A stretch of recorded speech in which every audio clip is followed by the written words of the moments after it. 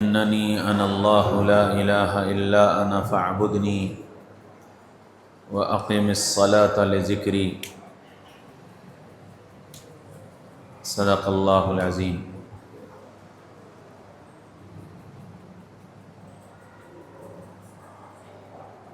قرآن پاک میں اللہ تعالیٰ نے ہم کو اور آپ کو اپنا تعارف کرایا ہے، اور اس تعارف کا مقصد یہ ہے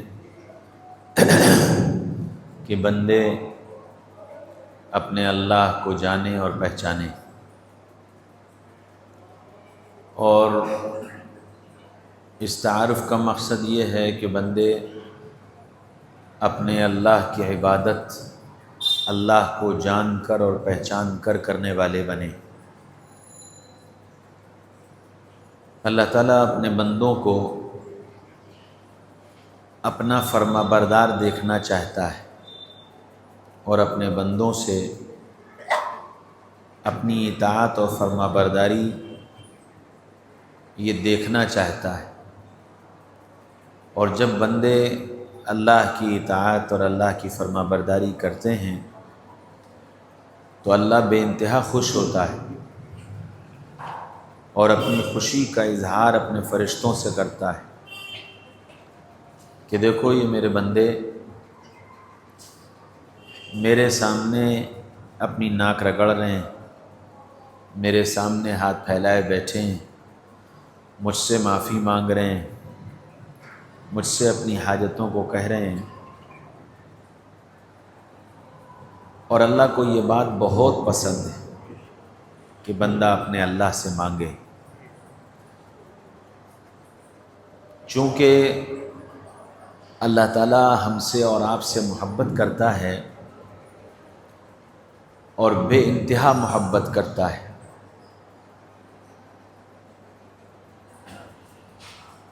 تو جب کسی سے محبت ہوتی ہے، اگر اس محبت کرنے والے کو چھوڑ کر وہ ذات کسی اور کی طرف متوجہ ہو جائے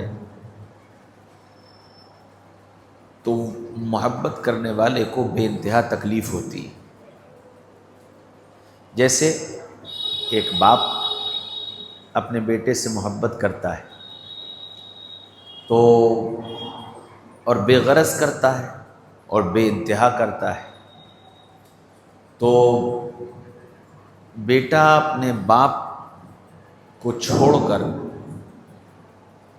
اپنی ضرورت، اپنی حاجت اپنے باپ سے کہنے کے بجائے اپنے پڑوسی سے کہنے لگے، اپنے کسی رشتہ دار سے کہنے لگے، تو باپ اس بات کو گوارا نہیں کرتا، اور اتنا باپ کو تکلیف ہوتی ہے کہ تم نے میری عزت خاک میں ملا دی، تم کو یہ خیال نہیں آیا کہ میرے ہوتے ہوئے تم کسی دوسرے کے آگے جا کر کے تم نے اپنی حاجت، اپنی ضرورت رکھی، تم کو مجھ سے کہنا چاہیے تھا، مجھے بتانا چاہیے تھا۔ جس طرح ایک باپ اس بات کو برداشت نہیں کرتا کہ اس کی اولاد اس کے ہوتے ہوئے کسی دوسرے کے سامنے اپنی حاجت رکھے، اپنی ضرورت رکھے، بالکل اسی طرح اللہ اس بات کو گوارا نہیں کرتا کہ میرا بندہ میرے ہوتے ہوئے کسی اور کے آگے اپنی حاجت رکھے، کسی اور سے اپنی ضرورت مانگے، یہ اللہ گوارا نہیں کرتا۔ اور یہ گویا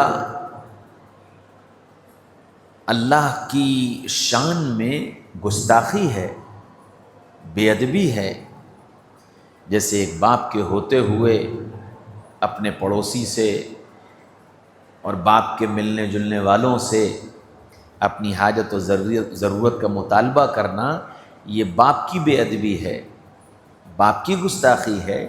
ایسے ہی اللہ کے ہوتے ہوئے اللہ کو چھوڑ کر کسی اور کے سامنے ہاتھ پھیلانا، کسی اور سے اپنی حاجت و ضرورت کا کہنا، یہ اللہ کی شان میں گستاخی ہے اور بے ادبی ہے۔ بیٹا باپ کا کہنا نہ مانے، غصہ آتا ہے، لیکن اتنا غصہ نہیں آتا کہ بیٹا باپ کو رسوا کر دے۔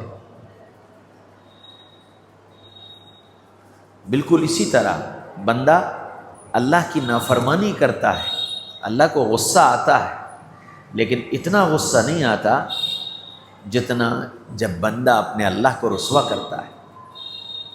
اور اللہ کو چھوڑ کر کسی اور سے حاجت کا مانگنا اللہ کو رسوا کرنا ہے، اللہ کی شان میں گستاخی کرنا ہے، یہ اللہ کی شان میں بے ادبی ہے کہ اللہ کے ہوتے ہوئے اور وہ اللہ جو مجھ سے تم سے بے پناہ محبت کرتا ہے۔ پھر جس طرح باپ میری ساری ضرورتوں کو پورا کر رہا ہے، میرے کھانے کا خیال، میرے کپڑوں کا خیال، میرے رہنے کا خیال، میری پڑھائی لکھائی کا خیال، میرے کاروبار کا خیال، میری ساری ضرورتوں کا خیال باپ بغیر کہے کرتا ہے۔ جتنی اس کی استعداد، جتنی اس کی گنجائش ہوتی ہے، اس گنجائش سے بڑھ کر کرتا ہے، ادھار لے کر کرتا ہے، اپنے کو تھکا کر کرتا ہے، محنت مزدوری کر کے کرتا ہے کہ میرے بچوں کی یہ ضرورت ہے اور میں ان کا ذمہ دار ہوں، مجھے ان کی ضرورت پوری کرنی ہے۔ اسی طرح اللہ اپنے بندوں کی ساری ضرورتوں کو بغیر کہے پوری کرتا ہے۔ ان کو دیکھنے کی ضرورت، ان کو بولنے کی ضرورت، ان کو سننے کی ضرورت، ان کو کھانے کی ضرورت، ان کو ہوا کی ضرورت، ان کو روشنی کی ضرورت، بے شمار نعمتیں اللہ تعالیٰ بغیر کہے یہ ساری نعمتیں دے رہا ہے۔ اب وہ باپ جو میرے کپڑے، میری سردی، میری گرمی، میرا کھانا، میرا پینا، میری شادی، میرا مکان، ساری چیزوں کو جو باپ پورا کر رہا ہے، وہ بیٹا کسی پڑوسی سے یا کسی باپ کے دوست سے جا کر کے یوں کہے کہ جی انکل 10 روپے دے دیجئے، ہمیں چاکلیٹ کھانی، تو باپ کو غصہ آئے گا نہیں آئے گا کہ بیٹا میں صبح سے لے کے شام تک تیرے لیے سب کچھ کر رہا ہوں، سب کچھ تجھے لا کر دے رہا ہوں، تو 10 روپے مانگنے پڑوسی کے یہاں چلا گیا؟ شرم نہیں آئی تجھے؟ میری عزت کا کوئی خیال نہیں ہوا تجھے کہ باپ ذلیل ہو جائے گا؟ بالکل اسی طرح اللہ اپنے بندوں کی ساری ضرورتیں پوری کر رہا ہے،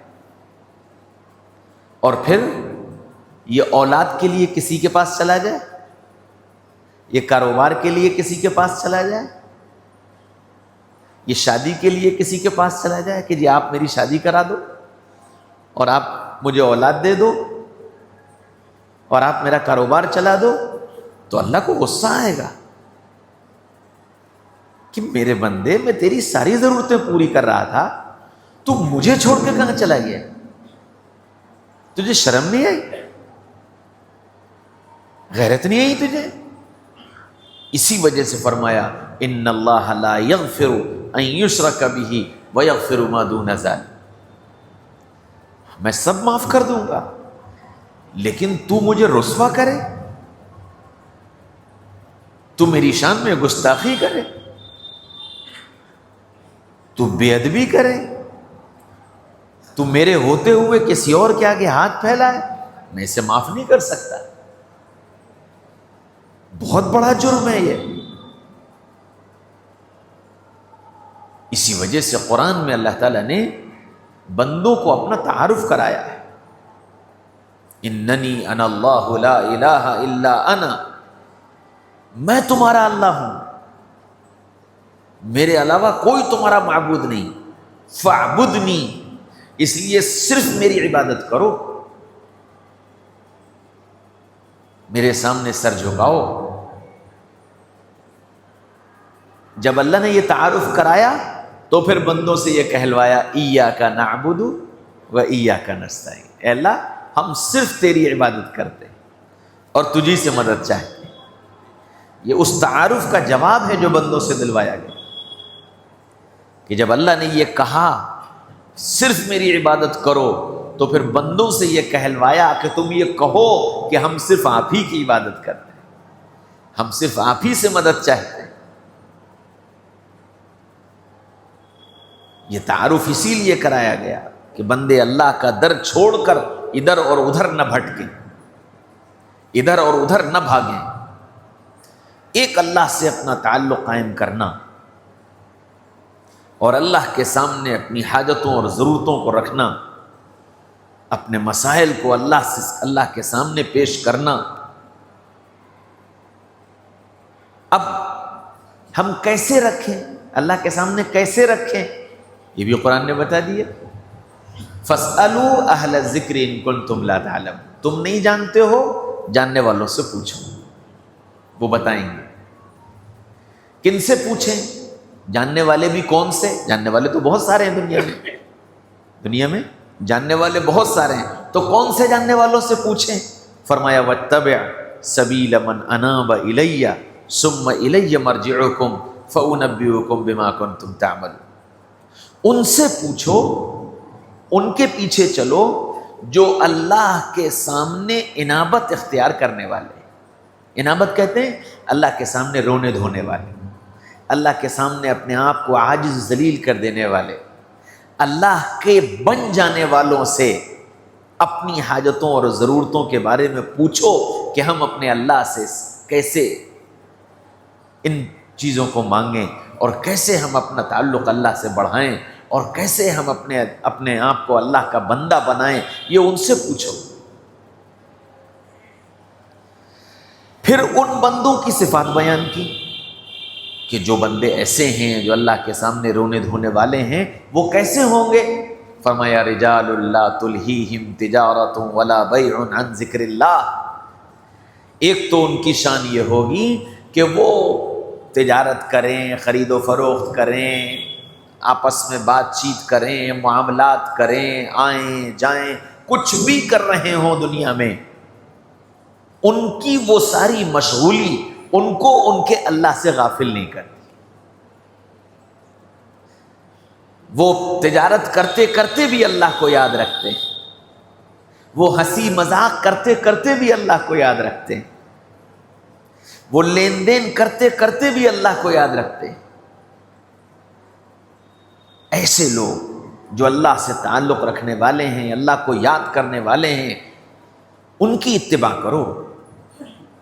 دوسری صفت بتائی رجال صدقوا ما عاهدوا الله علیہ منہم من قضى نحبہ ومنہم من ينتظر وما بدلوا تبدیلا، کہ وہ انابت کرنے والے کون ہیں؟ جنہوں نے اپنے اللہ سے وعدہ کیا اور اس وعدے پر مضبوطی کے ساتھ جمے رہے اور اس وعدے کو نبھاتے نبھاتے نبھاتے نبھاتے دنیا سے چلے گئے۔ کچھ تو وہ ہیں جو چلے گئے، کچھ وہ ہیں جو اب بھی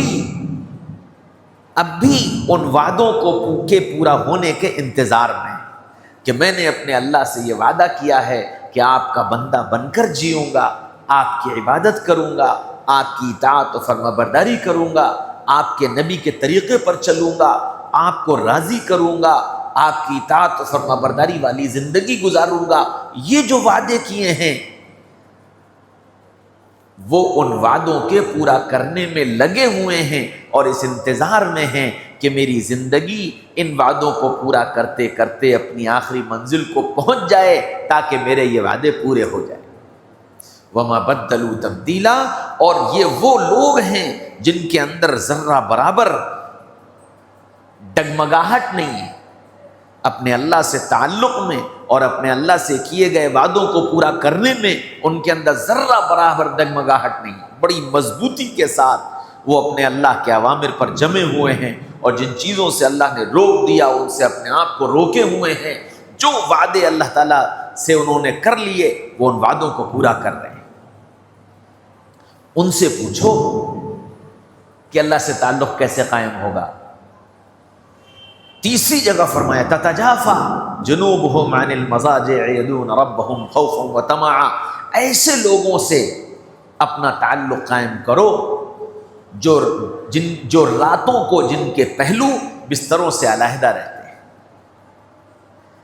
جن کے بستر ان کو آخر رات میں اچھال دیا کرتے ہیں، اور وہ اپنے رب کے سامنے کھڑے ہو جاتے ہیں اور اپنے رب سے باتیں کیا کرتے ہیں، کبھی رو کر، کبھی ہنس کر، کبھی چپ کے، کبھی زور سے، کہ ایسے بندوں سے اپنا تعلق قائم کرو، وہ تم کو اللہ تک پہنچائیں گے، وہ تمہاری رہبری کریں گے کہ اللہ کیسے ملے گا، وہ تم کو بتائیں گے اللہ کا تعلق کیسے زندگی میں آئے گا، وہ تم کو بتائیں گے اللہ کی معرفت کیسے حاصل ہوگی، وہ تم کو بتائیں گے نماز میں لذت کیسے آئے گی، وہ تم کو بتائیں گے ذکر کی لذت کیسے حاصل ہوگی، وہ تم کو بتائیں گے گناہوں سے بچنے کے راستے کیا کیا ہیں، اطاعت و فرما برداری کی شکلیں کیا کیا ہیں۔ ان سے پوچھو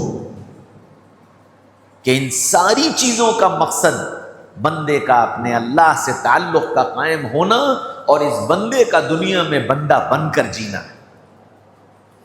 ایاک نعبد، ہم تیری ہی عبادت کریں گے، عبادت کے جذبے اور عبادت کے شوق کے ساتھ یہ دنیا میں جینے والا بن جائے، ہر کام کے کرنے میں یہ احساس پیدا ہو جائے کہ میرا یہ عمل عبادت کیسے بن جائے۔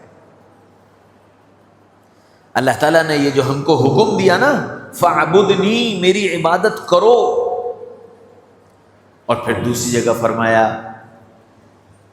وَمَا خَلَقْتُ الْجِنَّ وَالْإِنسَ إِلَّا لِيَعْبُدُونِ، ہم نے انسانوں اور جناتوں کو صرف اپنی عبادت کے لیے پیدا کیا ہے۔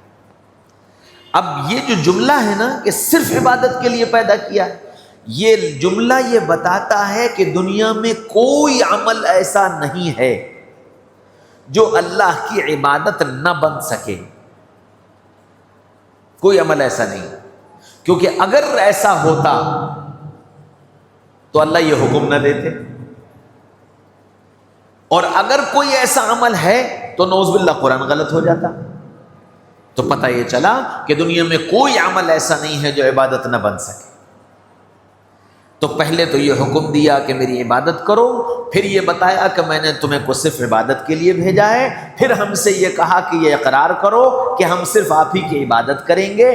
کیسے کریں گے یہ کون بتائے گا؟ کہ اس کے بتانے کے لیے ہدایت دی کہ جاننے والوں سے پوچھو۔ جاننے والے کون ہوں گے؟ جو اللہ کی انابت اختیار کرنے والے، اللہ کے سامنے رونے دھونے والے، اور ان صفات سے آراستہ ہیں جن صفات کو قرآن نے بیان کیا۔ رجال لا تلہیہم تجارۃ ولا بیع عن ذکر اللہ، رجال صدقوا ما عاہدوا اللہ علیہ، منہم من قضى نحبہ ومنہم من ينتظر، تتجافى جنوبہم عن المضاجع یدعون ربہم خوفا وطمعا۔ یہ وہ صفات ہیں جو ان اہل اللہ کی ہوں گی۔ پتہ یہ چلا کہ ہماری رہبری رجال اللہ کریں گے، ہماری رہنمائی رجال اللہ کریں گے، جو اللہ والے ہیں وہ کریں گے۔ اور اللہ والا کون ہے؟ یہ قرآن نے بتا دیا کہ یہ ہے اللہ والے۔ ان کی تلاش کرنا، ان کے پاس جانا، اپنے آپ کو ان کے حوالے کرنا، اپنی بیماریاں بتانا، اپنا دکھڑا سنانا، پھر جو ہدایت دی جائے اس پر عمل کرنا، کہ ان ساری چیزوں کا مقصد ایک اللہ سے تعلق کا قائم ہونا ہے، کہ اللہ سے تعلق، اللہ سے محبت پیدا ہو جائے۔ جتنی اللہ سے محبت بڑھتی جائے گی، مزاج کے اندر تبدیلی آتی جائے گی، مزاج کے اندر تبدیلی آتی جائے گی۔ وہ تبدیلی کیا ہوگی؟ کہ سب سے پہلی تبدیلی اپنے آپ کو قصوروار سمجھنے کا احساس پیدا ہو جائے گا۔ اللہ کی محبت اپنے کمال کو ختم کرنے کا ذریعہ بنتی ہے، اور جب تک اللہ کی محبت نہیں آتی بندہ اپنے کو کامل سمجھا، میں بڑا سمجھدار، میں بڑا علم والا، میں بڑی صلاحیت والا۔ اللہ کی محبت جتنی آئے گی اتنی عاجزی اور تواضع آئے گی، اتنی اپنی بے کسی اور بے بسی آئے گی۔ اپنے کو مٹانے کا شوق، اپنے کو چھپانے کا جذبہ یہ بڑھتا چلا جائے جتنی اللہ کی معرفت آتی چلی جائے گی، اور جتنا اللہ سے دوری ہوگی اتنا نام و نمود کا جذبہ پیدا ہوگا۔ پھر ذرا ذرا سی چیز اس کو پریشان کرے گی، مجھے کرسی پہ نہیں بٹھایا، مجھے آگے نہیں بٹھایا، میرے ساتھ یہ نہیں کیا، میرے ساتھ وہ نہیں کیا، یہ ساری چیزیں پریشان کریں گی۔ اور جتنا بندہ اللہ کے ساتھ گھلتا ملتا چلا جائے گا اور اللہ کے قریب ہوتا چلا جائے گا اتنا ہی اپنے آپ کو مٹاتا چلا جائے گا، بے نفس بناتا چلا جائے گا۔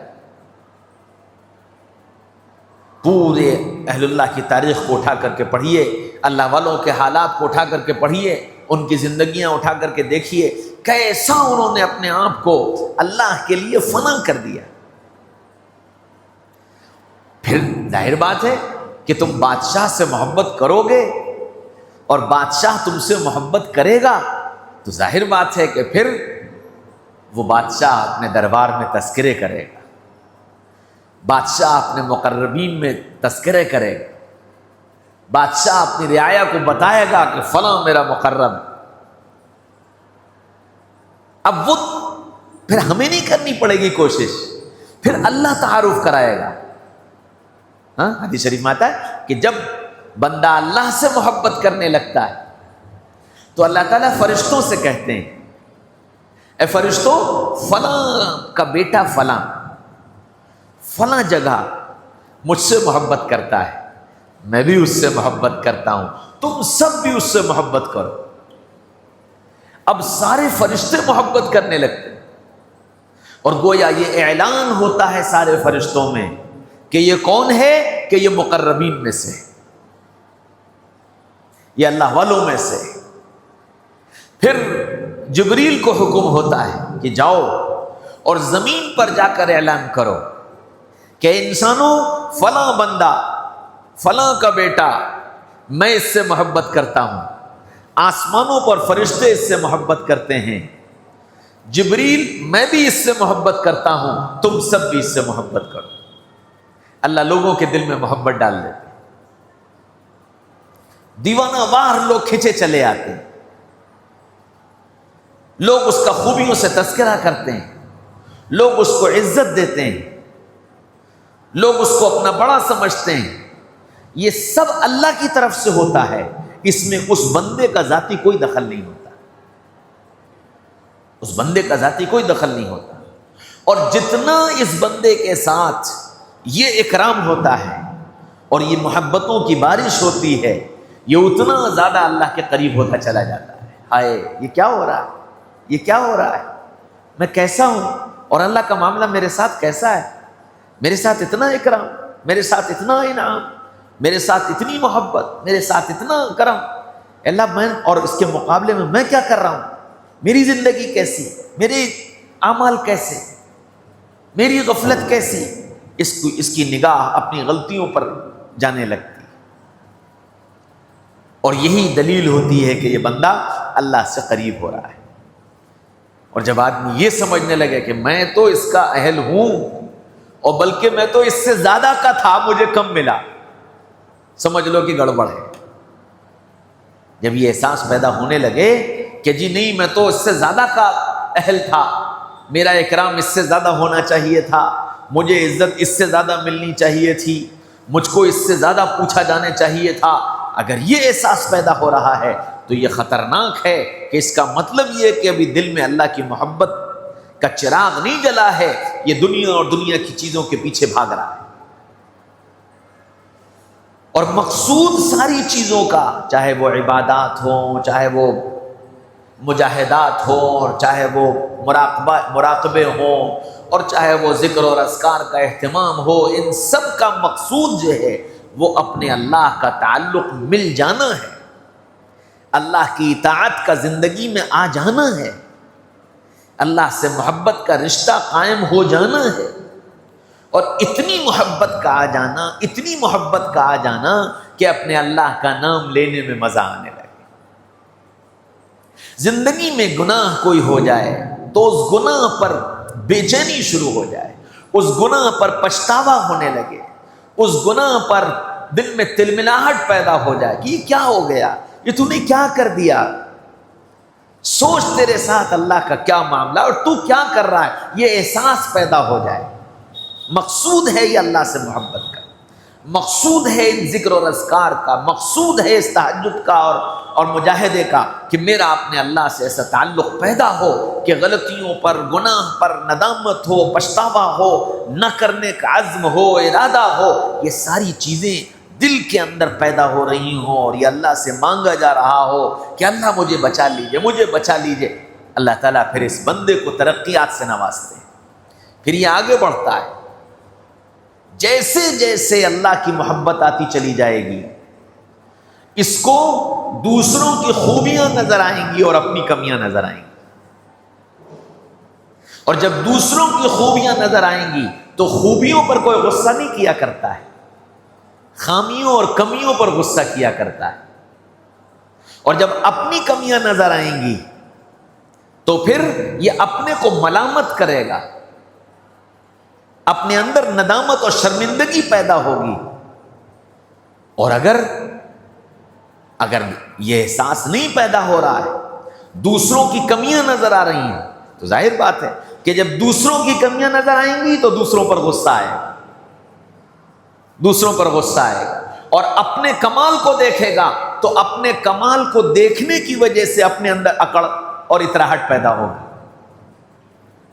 اور اپنے کو کچھ سمجھے گا، میں کچھ ہوں۔ فطری چیز ہے یہ۔ اس لیے جیسے جیسے ہمارا اللہ سے تعلق بڑھتا جائے، حلم آتا جائے، برداشت آتی جائے، معاف کرنے کا جذبہ آتا جائے، غصے کو پینا آتا جائے، یہ ساری علامتیں ہیں کہ گویا اللہ سے تعلق مل رہا ہے، برداشت کا جذبہ پیدا ہو رہا ہے، خدمت کا جذبہ بڑھتا چلا جائے، باتوں کو سن کر برداشت کرنے کی صلاحیت پیدا ہوتی چلی جائے، جھیلنے کا جذبہ پیدا ہوتا چلا جائے، یہ علامتیں ہیں کہ اللہ کی محبت مل رہی، ہم آگے بڑھ رہے ہیں۔ اور میرے بھائیو، دوستو، عزیز و بزرگوں، اگر خدا نہ خواستہ یہ جذبات نہیں بن رہے ہیں، غصہ بڑھتا چلا جا رہا ہے، لوگوں کی برداشت کرنے کی صلاحیت ختم ہوتی چلی جا رہی، جواب دینے کا جذبہ پیدا ہوتا چلا جا رہا ہے، میری بات کو غلط کیسے کہہ دیا اس نے، اب میں کچھ بھی ہو جائے اپنی بات کو ثابت کر کے رہوں گا، اور میں غلطی کیسے مان لوں جب میں نے کی ہی نہیں ہے، سمجھ لو کہ ابھی کہیں گڑبڑ ہے۔ تعلق مع اللہ کی سب سے پہلی دلیل یہ ہے کہ ساری غلطیوں کا پتلا میں ہوں، ساری غلطیاں میری ہیں اور میری وجہ سے ہیں۔ یہ تعلق مع اللہ کی سب سے پہلی علامت ہے کہ ساری غلطیاں میری ہیں اور میری وجہ سے ہیں۔ حضور اقدس صلی اللہ علیہ وسلم نے صحابہ کو جب اس رنگ میں رنگا تھا تو کس کمال تک پہنچے، اللہ اکبر! کیا دنیا میں کوئی مثال لائے گا ابو بکر کے ایمان کی، کیا دنیا میں کوئی مثال لائے گا عمر کے اللہ سے تعلق کی؟ دنیا کو دے سکتی ہے مثال؟ کوئی نمونہ قائم ہو سکتا ہے ابو بکر جیسے ایمان کا اور عمر جیسے اللہ کے تعلق کا؟ کوئی دنیا میں نظیر پیش کر سکتا ہے؟ لیکن اتنے کمال کے منصب پر پہنچ جانے کے بعد سیدنا عمر رضی اللہ عنہ کا جب انتقال ہو رہا ہے تو بیٹے سے کیا کہا کہ بیٹا مجھے زمین پر اتار کر لٹا دو، بستر سے اٹھا کر زمین پر لٹا دیا گیا۔ بیٹے نے باپ کے سر اپنی گودی میں رکھ لیا، کہا نہیں بیٹا میرا سر زمین پر رکھ دو، سر زمین پر رکھ دیا گیا، اور پھر اپنی داڑھی کو پکڑ کر زمین پر رگڑنے لگے اور یوں کہنے لگے کہ اللہ اگر تو نے عمر کو معاف نہ کیا تو عمر ہلاک ہو جائے، تو نے اگر عمر کو معاف نہ کیا تو عمر ہلاک ہو جائے۔ وہ عمر جس کے بارے میں اللہ کے نبی کہہ کر جا رہے ہوں لو کان بعدی نبی لکان عمر، میرے بعد اگر کوئی نبی ہوتا تو عمر نبی ہوتے، جس کے بارے میں اللہ کے نبی یہ کہہ کر جا رہے ہوں کہ ابو بکر کا گھر میرے دائیں طرف اور عمر کا گھر میرے بائیں طرف، وہ عمر اپنی زمین، اپنی داڑھی کو زمین پر رگڑ رہے ہیں، رو رہے ہیں اور یہ کہہ رہے ہیں کہ اللہ اگر تو نے عمر کو معاف نہ کیا تو عمر ہلاک ہو جائے۔ یہ کمال تھا اللہ سے تعلق کا۔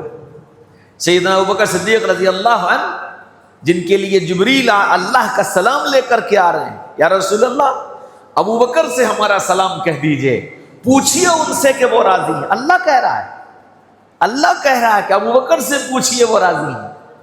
سبحان اللہ۔ اور وہ ابو بکر کیا کہہ رہے ہیں؟ کاش میں ایک مومن کے بدن کا بال ہوتا، کاش میری ماں نے مجھے جنا ہی نہ ہوتا،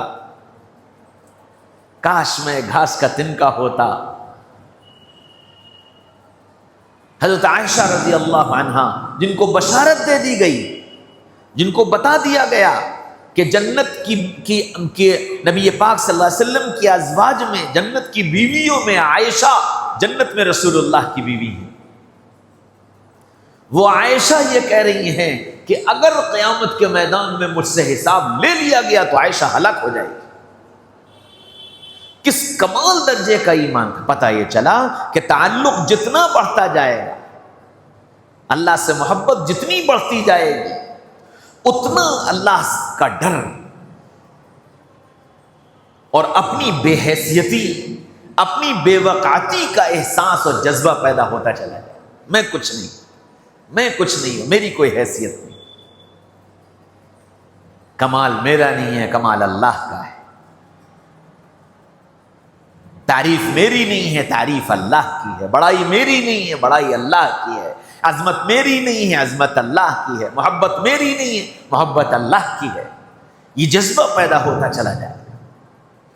لا الہ الا اللہ کا مطلب یہی ہے، سب دل سے نکل جائے اور یہ یقین ہو جائے کہ عظمت اللہ کے لیے، کبریائی اللہ کے لیے، خوبیاں اللہ کے لیے، صفات اللہ کے لیے، کمال اللہ کے لیے، سب اللہ کے لیے۔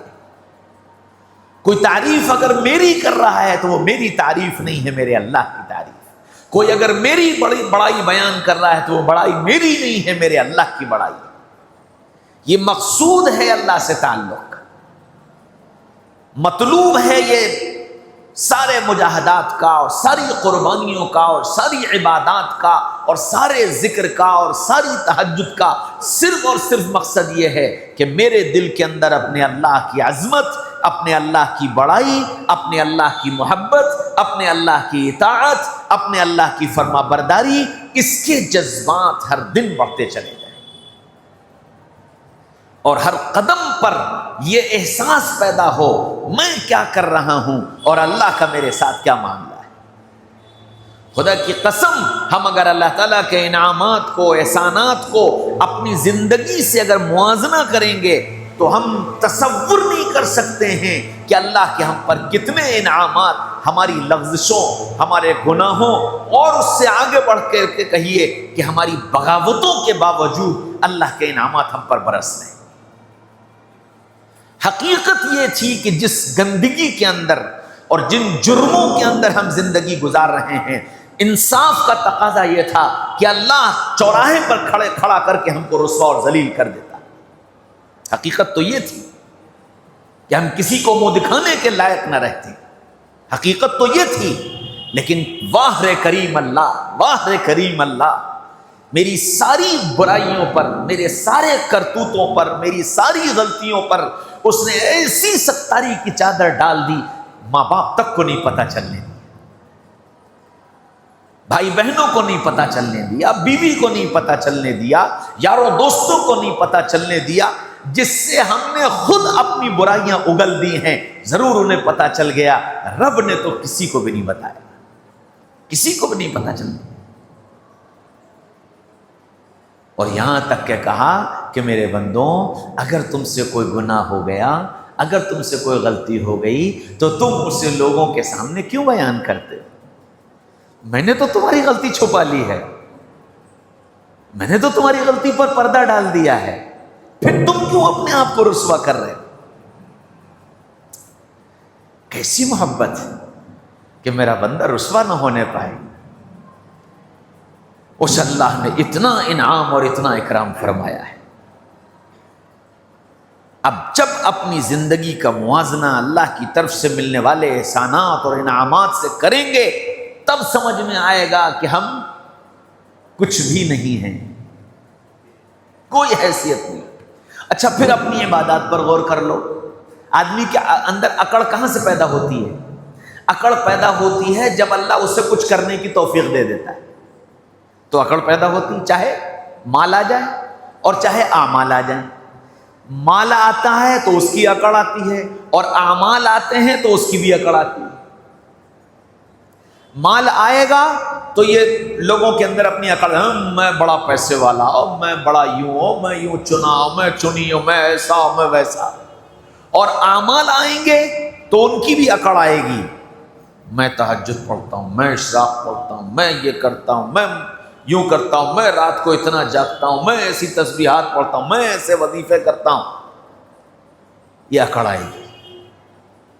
تو اب جن اعمال کی وجہ سے ہم اکڑ رہے ہیں، ان اعمال کی حیثیت کیا؟ نماز بے جان، بے اثر، جسم مسجد میں، دل کہیں، دماغ کہیں۔ ذکر کر رہے ہیں بے جان، زبان پر اللہ کا نام ہے، دل کہیں اور لگا ہوا ہے، دماغ میں کچھ اور چل رہا ہے۔ تہجد پڑھ رہے ہیں، دعا مانگ رہے ہیں، تو دعا دل کہیں ہے، زبان پہ کچھ ہے، دماغ کہیں چل رہا ہے۔ حقیقت یہ ہے کہ میں اور آپ اگر اپنے اعمال کا جائزہ لے لیں، تنہائی میں بیٹھ کر کے اپنی ایک نماز کو سوچو۔ یہ جو میں نے مغرب پڑھی، میں نے، آپ نے، سب نے مغرب پڑھی، تنہائی میں بیٹھ کر کے ذرا اس مغرب کو ہی سوچ لو کیسی پڑھی۔ کیا یہ میری مغرب اس لائق ہے کہ اللہ کے سامنے پیش کر دوں کہ اللہ یہ نماز میں پڑھ کے آیا ہوں؟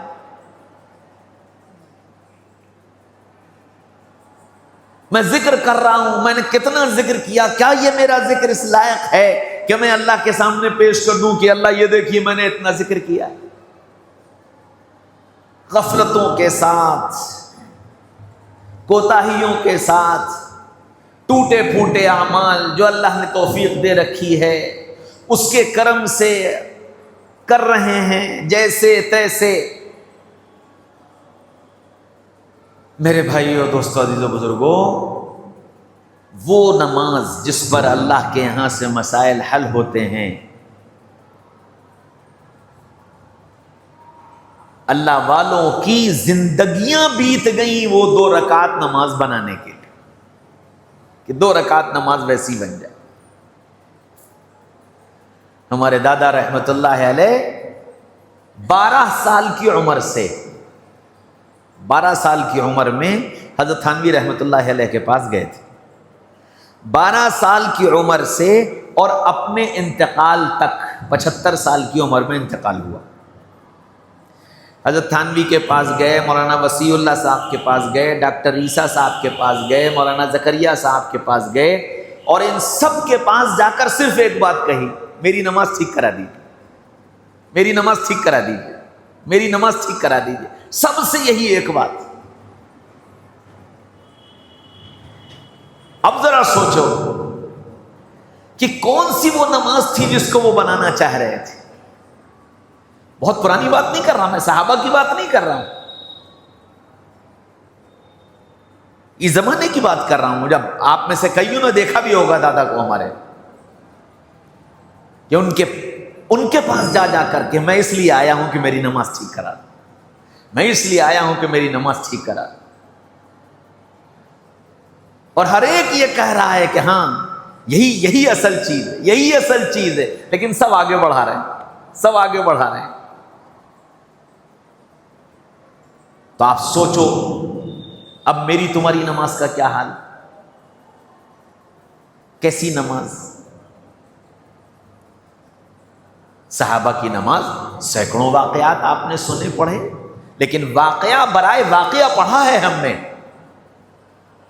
واقعہ برائے واقعہ پڑھا ہے کہ جی وہ نماز پڑھی تو چکی چلنے لگی، نماز پڑھی تو مشکیزے میں سے جو ہے کھجوریں نکل آئیں، اور نماز پڑھی تو مردہ زندہ ہو گیا، اور نماز پڑھی تو آسمان سے فرشتے اتر آئے. یہ سب نماز پڑھی اور سمندر سے پار لگ گئے، تو یہ صرف واقعات کی حیثیت سے ہم نے پڑھے اور سنے. کبھی ہم نے سوچا کہ وہ کیسی نماز ہوگی، وہ کیسی نماز ہوگی جس نماز پر آٹے کی چکی چلی تھی، وہ کیسی نماز ہوگی جس پر مردہ زندہ ہو گیا تھا، وہ کیسی نماز ہوگی کہ آسمان کے دروازے کھل گئے اور فرشتے اتر آئے. کیا نماز کے اندر جان ہوگی، اور کیسا اس نماز میں اپنے اللہ سے تعلق ہوگا. اس نماز کو بنانے کی میں نے کیا محنت کی، جس نماز کو اللہ تعالیٰ نے سب سے افضل عمل بتایا تھا کہ میرا بندہ سب سے زیادہ میرے قریب اس وقت ہوتا ہے جب یہ نماز کی نیت باندھ کر کے کھڑا ہوتا ہے، اور میرا بندہ اس نماز میں بھی سب سے زیادہ قریب میرے پاس اس وقت ہوتا ہے جب یہ سجدے کی حالت میں ہوتا ہے.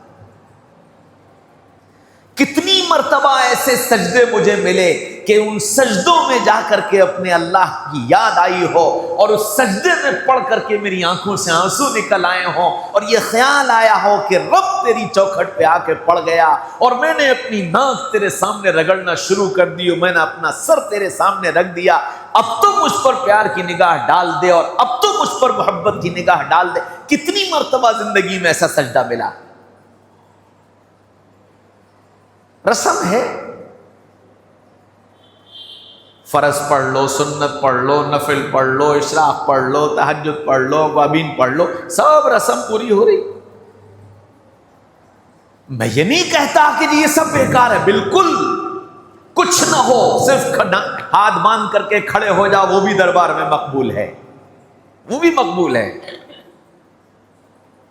یہ نہیں کہتا میں کہ جی کوئی سب بیکار ہے، نا، بہت قیمتی ہے یہ. لیکن ان ساری چیزوں سے جو تعلق مع اللہ مقصود ہے وہ حاصل اس وقت تک نہیں ہوگا جب تک کہ وہ کیفیت نماز، کیفیت عبادت نہیں پیدا ہوگی. وہ کیفیت جس کا ایاک نعبد کے اندر اقرار کروایا گیا، میرے بندے یہ اقرار کر کہ میں تیری ہی عبادت کروں گا. اس تیری ہی کا مطلب یہ ہے کہ اپنے آپ کو پورا کا پورا اللہ کے حوالے کر دے، سپرد کر دے کہ میں ہو گیا تیرا، میں جھک گیا تیرے آگے، میں نے اپنے آپ کو حوالے کر دیا تیرے. اب میں سب کو پیچھے ڈال کر، سب کو پیچھے چھوڑ کر اپنی ناک تیرے سامنے رگڑنے کے لیے کھڑا ہو گیا. اس جذبے کے ساتھ جب یہ نماز بنے گی تو پھر یہ اللہ کا تعلق پیدا کرے گی، پھر یہ نماز لذت دے گی. ہاں، پھر یہ نماز ایسی بنے گی کہ 2 رکعات ختم ہوں گی اور عشاء سے فجر ہو جائے گی. حضرت فاطمہ رضی اللہ عنہا 2 رکعات نماز کی نیت سردی کی رات میں باندھی، اور جب سلام پھیرا تو فجر کی اذان ہو رہی تھی. آسمان کی طرف دیکھ کر کہنے لگی، یا اللہ تیری رات کتنی چھوٹی ہو گئی، 2 رکعات میں ہی ختم ہو گئی. آج تو ذرا فجر کی نماز میں جمعے کے دن امام صاحب سنت کے مطابق سورہ سجدہ اور سورہ دہر پڑھ لیں تو ہم کیا کہتے ہیں، ارے بڑی لمبی نماز پڑھا دی. کیوں؟ نماز میں دل نہیں ہے، نماز میں یہ استحضار نہیں ہے کہ میں اپنے مالک کے سامنے غلام بن کر، نوکر بن کر، خادم بن کر اس کے سامنے میں کھڑا ہوا ہوں. یہ استحضار نہیں. میں ایسے شہنشاہ کے سامنے کھڑا ہوں جو میری طرف دیکھ رہا ہے، میری طرف متوجہ ہے، میری ایک ایک نقل و حرکت پر اس کی نگاہ ہے. میں اس کے سامنے ہاتھ باندھ کر بھیک مانگنے کے لیے کھڑا ہوا ہوں. یہ استحضار نہیں ہے. آئے اور نماز پڑھی اور سلام پھیرا اور یہ جا اور وہ جا. مجھ سمیت ہم سب کا حال یہ ہے. ہاں، بتاؤ اللہ کا تعلق کیسے ملے گا، بتاؤ اللہ کی محبت کیسے آئے گی. اللہ یہ چاہتا ہے میرے بندوں تم میرے بن کے جیو، فاعبدنی، میری عبادت کرو. اقیم الصلاۃ لذکری، نماز کے ساتھ اللہ تعالیٰ نے جو لفظ جوڑا ہے نا لذکری، میری یاد کے لیے نماز قائم کرو، کہ وہ نماز تم کو میری یاد دلا دے، وہ نماز تم کو میری یاد دلا دے، ایسی نماز پڑھو جس نماز کو پڑھ کر اور جس نماز کو پڑھتے میں اور جس نماز کو پڑھنے جانے میں اللہ کی یاد آ جائے۔ جا رہا ہوں اللہ سے باتیں کرنے، جا رہا ہوں اللہ کے سامنے سر جھکانے، جا رہا ہوں اللہ کی خوشامد کرنے، جا رہا ہوں بادشاہ کے دربار میں، یہ استحضار پیدا ہو جائے، یہ اللہ تعالیٰ کا مطالبہ، اقیم الصلاۃ لذکری، میری یاد کے لیے پڑھو، ایسی نماز کا مطالبہ ہے۔ اسی طرح ساری عبادات ہیں، الصوم لی، روزہ میرے لیے، روزہ میرے لیے رکھو، یہ سوچ کر کہ میرے رب کو یہ پسند ہے کہ میں اس کی خاطر بھوکا رہوں، میں اس کی خاطر پیاسا رہوں، یہ میرے رب کو پسند ہے، میں اس لیے روزہ رکھوں۔ تو یہ سارے جذبے اور شوق اس لیے پیدا کرنا کہ میرا اپنے اللہ سے تعلق قائم، اور جب یہ جذبہ اور شوق پیدا ہو جائے گا اور اللہ سے تعلق کی فکر پیدا ہو جائے گی، خدا کی قسم اللہ گناہوں سے بچنے کی توفیق دے دیں کہ نہیں میں گناہ نہیں کر سکتا، میں اپنے اللہ کو کیا منہ دکھاؤں، میں ابھی گناہ کر رہا ہوں، میں عشاء کی نماز میں اللہ کے سامنے کیسے کھڑا ہوں، میں ابھی گناہ کر رہا ہوں، میں فجر کی نماز میں اللہ کے دربار میں کیسے جاؤں گا۔ آنے والے نمازیوں کو تو نہیں پتا ہے، لیکن میرے اللہ کو تو پتا ہے نا کہ یہ آ رہا یہ گناہ کر کے، میں کس منہ سے رب کے سامنے جا کر کھڑا ہوں گا۔ تو جب رب کا استحضار دل میں آ جائے گا تو اللہ گناہوں سے بچنے کی توفیق دے دے گا کہ نہیں میں یہ گناہ نہیں کر سکتا، مجھے اپنے رب کے سامنے کھڑا ہونا ہے۔ جیسے ایک بچہ چوری کر لے اور اس کے باپ کو پتہ چل جائے، اور بچے کو بھی یہ پتہ چل جائے کہ ابا کو پتہ چل گیا ہے میں نے چوری کی، تو چلا جائے گا سامنے، بھاگے گا، کبھی ادھر چھپے گا کبھی ادھر چھپے گا، کیسے ابا کا سامنا کروں، ابا کو پتہ چل گیا میں نے چوری کی۔ ہاں اگر ڈھیٹ بن جائے گا تو پھر اس کو چوری کے بعد بھی باپ کا سامنا کرنے میں کوئی پریشانی نہیں ہوگی، ہاں کی تو پھر یوں کرے گا۔ بالکل یہی حال ہے کہ جب بندہ اللہ کی نافرمانی کرتے کرتے کرتے کرتے ڈھیٹ بن جاتا ہے تو گناہ کرتا ہے اور مسجد میں آ کر کھڑا ہوتا ہے، گناہ کرتا ہے اور روزہ رکھتا ہے، اور یہ خیال ہی نہیں آتا کہ میں یہ گناہ کر کے رب کے سامنے کیسے کھڑا ہوں۔ اس لیے تعلق مع اللہ جتنا بڑھے گا انشاءاللہ وہ تعلق گناہ سے روک لے گا کہ نہ میں اپنے رب کا سامنا نہیں کر سکتا، مجھے ابھی ظہر پڑھنی ہے، مجھے ابھی عصر پڑھنی ہے، مجھے ابھی مغرب پڑھنی ہے، مجھے ابھی عشاء پڑھنی ہے، رب کے سامنے کھڑا ہونا ہے، اللہ مجھے دیکھے گا، میرا گناہ اس کے علم میں ہے، وہ جانتا ہے کہ یہ گناہ کر کے آیا ہے، میں ایسے حال میں کیسے اس کے سامنے چلا جاؤں گا، کیسے اس کے سامنے کھڑا ہوں گا۔ یہ احساس اس بندے کو گناہ سے روک لے گا۔ اس لیے ہم اللہ سے تعلق کو بنانے کی فکر کریں کہ اللہ سے تعلق بنے۔ کیسے بنے گا؟ میں نے عرض کر دیا کہ اللہ سے تعلق قائم کرنے کے لیے اللہ کی طرف متوجہ ہونا، اور اللہ کی طرف متوجہ کیسے ہوں اس کے لیے راستہ بتا دیا گیا۔ فَاسْأَلُوا أَهْلَ الذِّكْرِ إِن كُنتُمْ لَا تَعْلَمُونَ، تم نہیں جانتے ہو جاننے والوں سے پوچھو۔ جاننے والے کون؟ وَاتَّبِعْ سَبِيلَ مَنْ أَنَابَ إِلَيَّ، وہ جو اللہ سے انابت اختیار کرنے والے، اللہ سے تعلق رکھنے والے۔ وہ اللہ سے تعلق رکھنے والے کون؟ رجال صدقوا ما عاهدوا الله علیہ، رجال لا تلہیہم تجارۃ ولا بیع۔ یہ ساری چیزیں میں نے عرض کی کہ ان ساری بنیادوں پر اپنے آپ کو اللہ سے تعلق قائم کرنے والا بنانے کی فکر کرنا کہ انشاءاللہ پھر یہ سبب بنے گا ہماری ترقی کا۔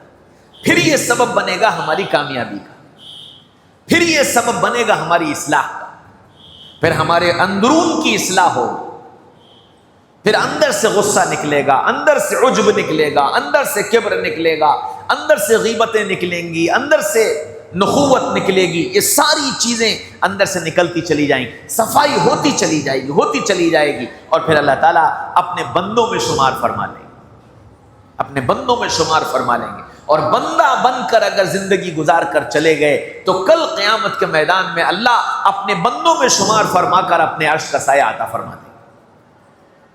کریں گے؟ ہم سب نیت کریں اس بات کی کہ انشاءاللہ ہم اللہ کا بندہ بن کر جئیں، اور بندہ بننے کی بندہ بننے کے جو راستے ہیں ہم ان راستوں کو اختیار کریں گے انشاءاللہ ثم انشاءاللہ۔ اس کی برکت سے اللہ ہم کو نیکیوں کی توفیق بھی دیں گے اور گناہوں سے بچنے کا انتظام بھی کر دیں گے کہ اللہ تعالیٰ گناہوں سے بچا لیں گے۔ اللہ مجھے بھی توفیق نصیب فرما دے اور آپ سب کو بھی توفیق نصیب فرما دے۔ کہنے سننے سے زیادہ اللہ مجھے بھی اور آپ کو بھی عمل کرنے والا بنا دے۔